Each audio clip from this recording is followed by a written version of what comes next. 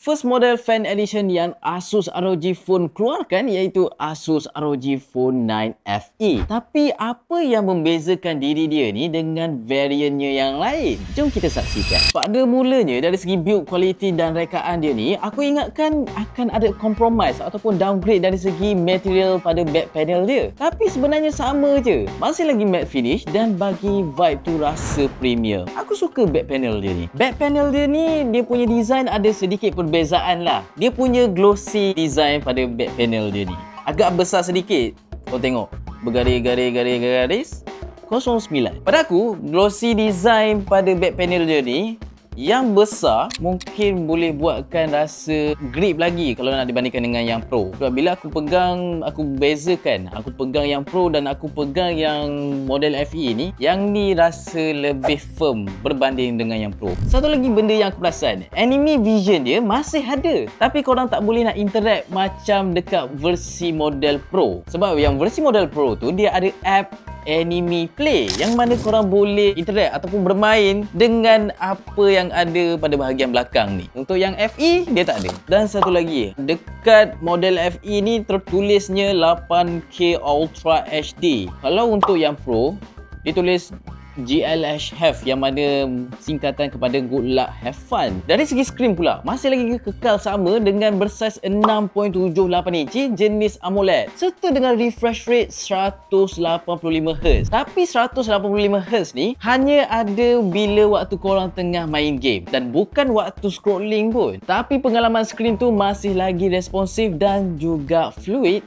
masa penggunaan harian. Untuk kamera masih lagi sama, tiada perubahan besar. Dari segi gaming experience, aku suka dia punya feature-feature yang terdapat pada ROG ni. Jujur aku cakap, untuk feature game Genie tu memang banyak membantu untuk improve pengalaman gaming korang. Antara feature-feature yang terdapat pada game Genie ni, aku suka dia punya Instant Master, Accents dan juga AI Blader. ROG Instant Master yang mana korang boleh set combo untuk setiap hero dalam MLBB. Contohnya kalau korang main Link ke ataupun hero Granger, korang boleh execute skill tu dengan cepat. Feature ni boleh juga diguna pakai untuk Genshin Impact yang mana korang boleh betul-betul manfaatkan dia punya feature ni. Dan lagi satu, Accents. Ni adalah function AI Recognition Engine dari ROG Lab. Kalau dalam game ML, contohnya, dia akan bagi notification seperti turtle ataupun lot telah pun muncul secara automatik untuk korang tak terlepas dengan momen-momen yang penting. Dekat game lain pun ada fungsi ni. Contohnya macam Genshin Impact. ROG Phone 9 FE ni dikuasakan dengan chip Snapdragon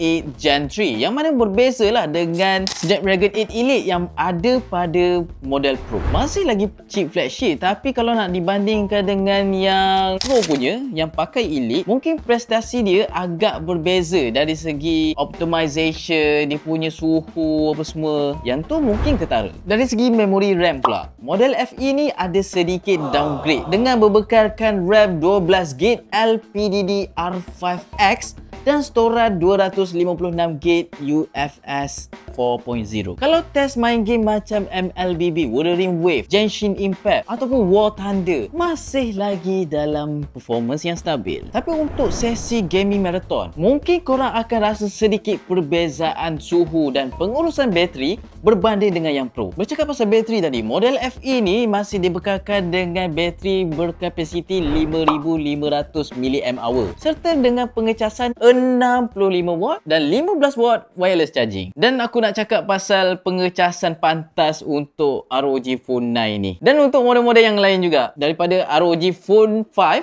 sampailah ke ROG Phone 9, masih lagi sama dia punya speed pengecasan tu.